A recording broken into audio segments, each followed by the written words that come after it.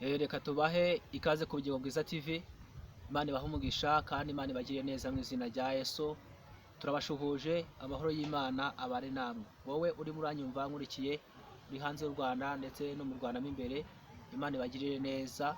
Munyebe dusome ijambo ry'Imana tunasenga Imana kugira ngo Imana iganze mu mitima yacu. Mana yo kuri turagushimiye ko wemeye ko tuganira ijambo ryawe. Nyemerera imitima yacu ifashwe n'ijambo ryawe kandi Mwuka Wera yerekeze kugira ngo risohoze icyo wagambiriye gukora muri twebwe. Turagushimiye kuri kumwe natwe mu izina rya Yesu, amen. Rero dusome ijambo ry'Imana hano mu rwandiko rw'Abagalatiya. Paulo yandikiye Abagalatiya igice cya 6 n'umurongo wa 7. Bibiliya yavuze ngo nimuyobe Imana n'integurizwa izuru, kuko ibyo umuntu abiba ari byo azasarura. Ubibira umubiri we, muri uwo mubiri azasarura kubora, ariko ubibira umwuka, muri uwo mwuka azasarura ubugingo buhoraho. Dusome no mu gitabo cy'ibyakozwe n'intumwa igice cya 9 n'umurongo wa 36. Igitabo cy'ibyakozwe n'intumwa igice cya 9 n'umurongo wa 36 aravuze ngo kandi Yopa hari umugore w'umwigisha witwaga Tabita, risobanura ngo Doroka. Uwo mugore yagiraga imirimo myiza n'ubuntu bwinshi. Muri iyo minsi ararwara apfa. Bamaze kumwuhagira bamushyira mu cyumba cyo hejuru, kandi kuko iruda hari bugufi bw'Iyopa, abigishwa bumvise ko Petero ari bamutumaho abantu babiri bamwinginga bati ngwino uzi iwacu ntutinde. Petero arahaguruka ajyana nabo. Asohoyeyo bamujyana muri icyo cyumba cyo hejuru. Abapfakazi bose bahagarara iruhande rwe barira, berekana amakanzu n'imyenda Doroka yababoheye akiriho. Petero abaheza bose, arapfukama arasenga, ahindukira intumbi ati Tabita haguruka. Arambura amaso, abonye Petero arabyuka aricara. Imana ishimwe. Ijambo ry'Imana dusomye riravuze ngo nimuyobe Imana n'integurizwa izuru. Bibiliya iravuze ngo kuko ibyo umuntu abiba ari byo azasarura. Imana n'integurizwa izuru nimuyobe, kuko ibyo umuntu abiba ngo nibyo azasarura. Bibiliya iravuze ngo kuko ubibira umubiri we, muri uwo mubiri azasarura kubora, ariko ubibira umwuka, muri uwo mwuka azasarura ubugingo buhoraho. Imana n'integurizwa izuru. Ibyo umuntu abiba nibyo azasarura. Ibintu urimo urabiba muri iyi minsi nibyo uzasarura. Nubiba urukundo uzasarura urukundo, nubiba neza uzasarura ibintu byiza, nubiba imbuto nziza uzasarura neza. Ariko ibyo ubiba umenye yuko ari byo uzasarura. Nunabiba bibi umenye yuko uzasarura ibintu bibi. Ibyo uzabiba nibyo uzasarura. Bibiliya itubwiye amateka y'umudamu bitaga Tabita. Bibiliya ivuze ibintu bikomeye, ngo yagiraga urukundo n'ishyaka ryinshi n'imirimo myinshi kandi myiza. Bibiliya itubwira yuko Tabita ngo yajyaga aboha imyambaro, amakanzu, imyenda itandukanye, ngo akagenda agafasha imfubyi ngo ndetse n'abapfakazi. Tabita abikora igihe kirekire. Bibiliya itatubwiye imyaka, ariko yabikoze iminsi myinshi. Igihe kigeze Tabita ngo ararwara nk'uko abandi barwara. Tabita ahura n'ikibazo cy'uburwayi nk'uko wahura nacyo. Tabita agira ikibazo ngo ararwara, ndetse uburwayi ngo bugera kure, ageza n'igihe ava mu mubiri arapfa. Amaze gupfa ngo baramufata, ngo baramwoza, ngo baramwambika nk'uko bajya babikora, ngo baramujyana, ngo bamushyira mu cyumba cyo hejuru.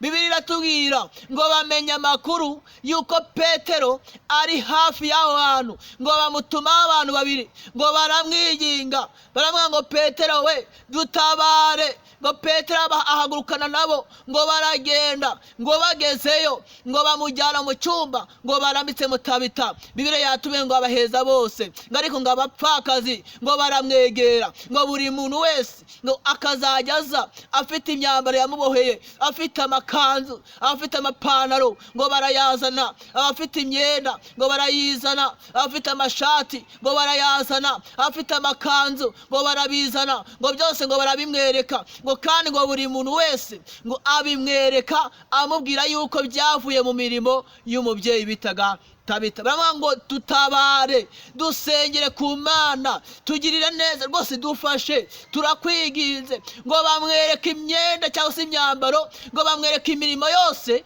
Tabita ngo yabakoreye akiriho. Ngo barapfukama, ngo bararira, ngo buri muntu wese ngatira hejuru ararira. Bibiriya yatumye ngo abaheza bose, garangije ngo arasenga, gahindukirira intumbi, garayibwira ati Tabita, Tabita, ngarangije ngarambura amaso, ngabonye ari Petero, ngarahaguruka, ngo aricara abamuzima.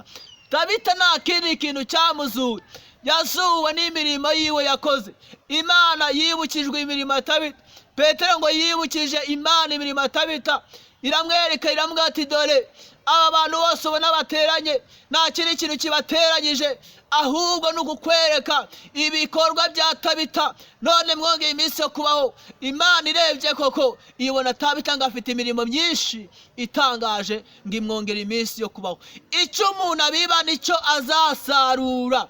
Nubiba neza uzasarura neza, nubiba nabi uzasarura nabi. Ariko ntuyobe, kuko ibyo umuntu abiba aribyo azasarura. Biratubwiye ngo umuntu ubibira mu mubiri azasarura kubora, nubiba nabi uzasarura nabi. Ariko ubibira umwuka, muri uwo mwuka azasarura ubugingo buhoraho. Muri iki gitondo nanje kukubwira ngo nshuti yanjye woneza amatwi, gerageza ukorera Imana, gerageza ushaka imirimo y'Imana, gerageza ushaka imirimo izaguherekeza, imirimo yabasha kugutabara, imirimo yabasha kurengera mu gihe kigoye, mu gihe kiruhije, imirimo yabasha kuvuganira aho utagera, aho utakwicara, ahantu mbese imirimo yabasha kuvuganira. Nyemerera ukorera Imana kandi ushaka imirimo myiza yo gukiranuka, kandi umenye yuko ibyo biba nibyo uzasarura. Niba ufite umujinya, niba ubiba nabi, niba nta rukundo ugira, niba ibintu byose urimo urabiba nibyo bizagenda bikugarukira.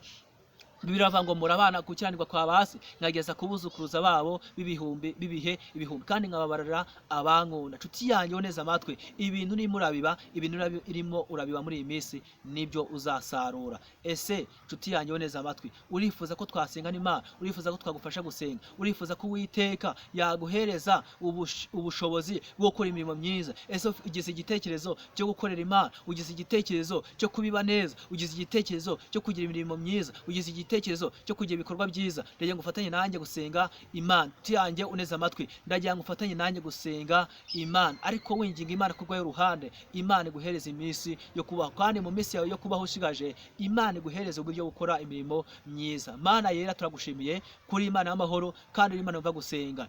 Uyu muntu wacitse intege, uyu muntu yigeze yirengagije mu minsi amaze ku isi, ayibamo ariko nta mirimo myiza yigize akora, ariko uyu munsi yumvise ijambo ryawe, yumva agize ishyaka n'umuhate byo gukora imirimo myiza. None ndakwinginze umuhereze imbaraga n'uburyo n'umwete wo kubikora. Turagushimiye kumvisha gusenga kwacu mu izina rya Yesu, amen. Imana ibahe umugisha ni mu izina rya Yesu, amen.